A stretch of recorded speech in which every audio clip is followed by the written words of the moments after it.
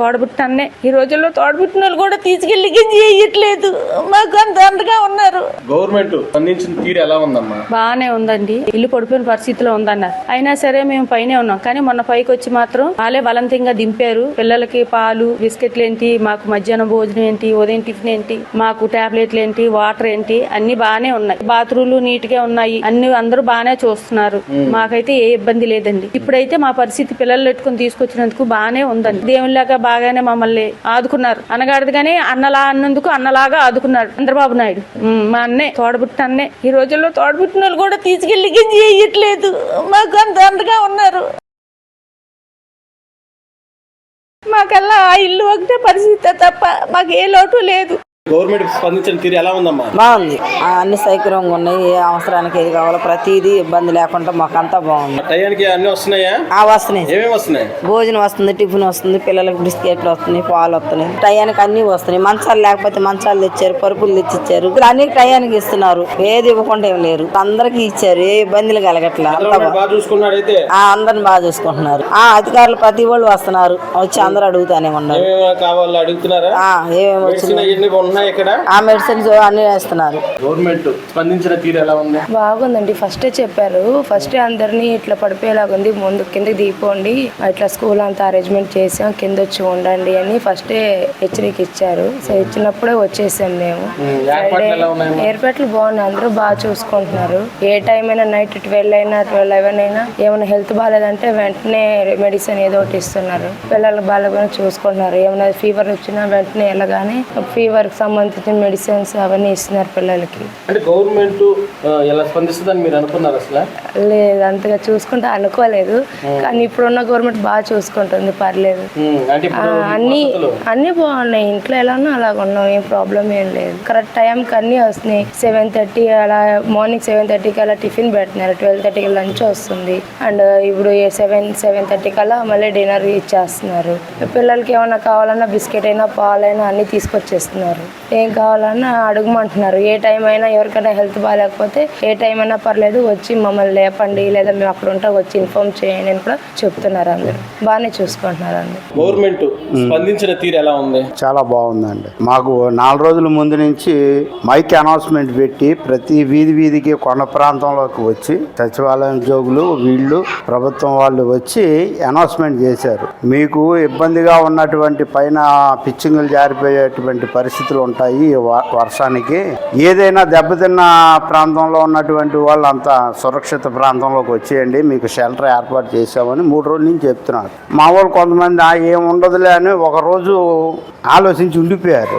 తర్వాత రాను ఇది బాగా ఉధృతంగా ఉంటుందని చెప్పి అనబట్టి మేమంతా ఇంకా మా పిల్లలంతా చాలా మంది ఇళ్లలో ఉన్నారు. వీళ్ళు పెట్టిన దాంట్లో కొంచెం వసతులు అయితే మాత్రం బాగానే ఉన్నాయి. ఉదయం 7:15 టిఫిన్ చేస్తున్నారు. అలా మధ్యాహ్నం 12 గంటలకల్లా భోజనాలు పెడుతున్నారు. పిల్లలకు కానీ ఎవరికైనా ఈ మందులు, ఈ పాలు, బిస్కెట్లు అన్ని బాగానే వేస్తున్నారు. ప్రభుత్వం అయితే బాగానే చూస్తుంది. బాగా పనితీరు బాగానే ఉంది. గవర్నమెంట్ వాళ్ళు స్పందించిన తీరు ఎలా ఉంది? బాగుంది సార్. ఇక్కడికి వచ్చినాక మాకు బాగుంది సార్. అక్కడ ఉన్న వాళ్ళకు బాగా వచ్చి కొండలు పెద్ద పెద్ద రాళ్ళు పడిపోయింది సార్. మాకు ఇంటి మీద ఇంట్లో కూడా నీళ్ళు వచ్చేసి సార్. మేము పిల్లల్ని తీసుకుని వచ్చేసాం సార్. పసిపిల్లలు కూడా తీసుకుని వచ్చాం సార్. ఆర్పెట్లు బాగున్నాయి సార్. ఇక్కడ మాత్రం టయానికి భోజనం, టయానికి పాలు ఇస్తున్నారు పిల్లలకి, బిస్కెట్లు అన్ని భోజనం కూడా టిఫిన్ బాగా ఇస్తున్నారు సార్. చంద్రబాబు నాయుడు గారు బాగా చూసుకున్నారా? బాగా చూసుకున్నారు. ఎందుకు చూసుకోవట్లేదు సార్ గారండి? వాళ్ళు చూడబట్టే కదా సార్ మేము ఇక్కడ ఉన్నాము. చెప్పండి సార్. ఇవాటికి 3 రోజులు సార్. ఎప్పుడు 3 రోజులు సార్ మేము వచ్చి, ఇవాటికి 2 రోజులు సార్ మేము ఇక్కడ వచ్చి ఇక పిల్లల్ని తీసుకుని ఇలా వచ్చాను సార్ గారండి. టయానికి అన్ని 7:00 టిఫిన్ వచ్చేస్తాం సార్ గారండి. 7:00 పిల్లలకి పాలు, బిస్కెట్లు కూడా వచ్చేస్తాయి సార్ గారండి. మెడిసిన్ ఇక్కడ వాటర్ కూడా బాగా ఇస్తున్నారు సార్.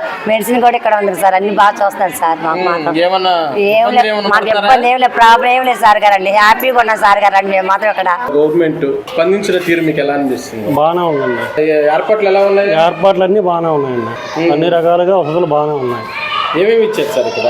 పొద్దున్న టిఫిన్ ఇచ్చారండి, మధ్యాహ్నం భోజనం, దానికి ముందేమో స్నాక్స్ బిస్కెట్ ప్యాకెట్లు ఇచ్చారు. అంటే ఇప్పుడు ఇంకా నైట్ కూడా వచ్చి పరామర్శిస్తున్నారు. పరామర్శిస్తున్నారండి. అడిగి తెలుసుకుంటున్నారు. తెలుసుకుంటున్నారండి. ఎలాగుంది ఏంటి ఇలాగే అడిగారు. బాగానే ఉందని చెప్పారు. గవర్నమెంట్ స్పందించిన తీరు ఎలా ఉందమ్మా? చాలా బాగుందండి. నేను ఒక మధ్యతరగతి కుటుంబానికి చెందిన దాన్ని. నా పేరు ఆకారపి విజయకుమారి. కొండ ప్రాంతంలో నేను గత 30-40 ఏళ్ళగా, అంటే నా చిన్నతనం నుంచి అక్కడే ఉన్నా.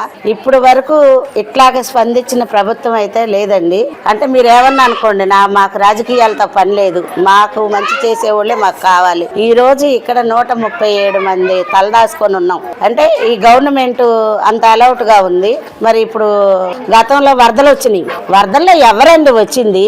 ఎవరు కాపాడారు? ముఖ్యమంత్రి నారా చంద్రబాబు నాయుడు గారు కాపాడారు. ఆయన వల్లే పేద కుటుంబాలు చాలా మంది ఈ రోజు ఇలాగున్నారంటే ఆయన కృపే. వైఎస్ఆర్ కాలనీ గాని, జక్కంపూడి కాలనీలు గాని, రాజరాజేశ్వరపేట గాని ఎవరండి వచ్చింది? వాళ్ళు వచ్చి చేశారు. ఇప్పుడున్న గవర్నమెంట్ వచ్చి చేసింది. ఇప్పుడు గవర్నమెంట్ మీకు అన్ని ఏర్పాట్లు చేసిందమ్మా ఇక్కడ? అసలు మామూలుగా కాదండి. పొద్దున్నే మాకు టిఫిన్ వచ్చేస్తుంది, మళ్ళీ 12 అయ్యేలోపు భోజనం వస్తుంది. ఎందుకంటే నేను 3 రోజుల నుంచి నేనే ఒక 50 మందిని తీసుకొని వచ్చా. నేను ఒక దళిత కుటుంబానికి సంబంధించిన దాన్ని. ఈ రేడియోల్లో చెప్తుంటే అమ్మ రాండి ఇక్కడ ఉంటే యాదరేత్రి ఆపరేత్రి ఆ గోళ్ళ. ఇప్పుడు మా ఏరియాలో మొత్తం చెట్లు పడిపోయి ఉన్నాయి. ఆ చెట్లు ఇళ్ల మీద పడి ఆ రాళ్ళు డొల్లుకొచ్చి ఇట్లా పసిపిల్లలతో ఉన్నామమ్మా. ఇది కరెక్ట్ కాదని నేను ఒక 50 మందిని ఆ ఏరియాలో ముందుగానే చెప్పిందండి. మైకాల్లో చెప్పించారు, సచివాలయం సిబ్బంది చెప్పారు మాకు, అమ్మ ఇలాగుంది, ఇది పరిస్థితి, మీరు ఎవరన్నా కొండల ప్రదేశాల మీద ఉన్న వాళ్ళు మీరు సురక్షిత ప్రాంతానికి మిమ్మల్ని తరలిస్తామంటే ఈ రోజు 3 రోజుల నుంచి ఇట్లా మంచం మీదకి అన్ని తీసుకొచ్చి ఇస్తున్నారు. గత ప్రభుత్వం వాళ్ళు ఏం చేశారండి? ఎవరొచ్చారు? ఎక్కడికి వచ్చారు? ఎవరిని పట్టించుకున్నారు? మా ఏరియా ఎవరు రాలా. గెలిచే వరకు ఓట్ల ముందు జెండాలు పట్టుకొని వచ్చారు. తర్వాత ఎవరు రాలేదండి మా దగ్గరికి మాత్రం. మా దగ్గరికి ఈ రోజు వచ్చింది ఎవరు అంటే కూటమి ప్రభుత్వం వాళ్ళు వచ్చారు. ఈ రోజు 130 మంది ఇక్కడ 4 రూముల్లో ఉన్నాం. ఈ రోజు ప్రతి ఒక్క అధికారి వస్తున్నారు. నిన్నటి నుంచి అడుగుతున్నారు. ఇవాళ బెడ్ 40 మందికి లేవు, పరుపులు వేసుకొని పడుకుంటున్నారు. మరి సార్ వాళ్ళు ఎవరో వచ్చారు, మాకు పేర్లు తెలియదు కాబట్టి ఆ సార్ అప్పుడప్పుడే ఫోన్ మాట్లాడారు. వెంటనే స్పందించి 40 మందికి బెడ్లు వచ్చేసింది. చిన్నపిల్లలకు పాలు వస్తున్నాయి, బిస్కెట్స్ వస్తున్నాయి. గవర్నమెంట్ ఇలా త్వరగా స్పందిస్తుందని మీరు అనుకున్నారు?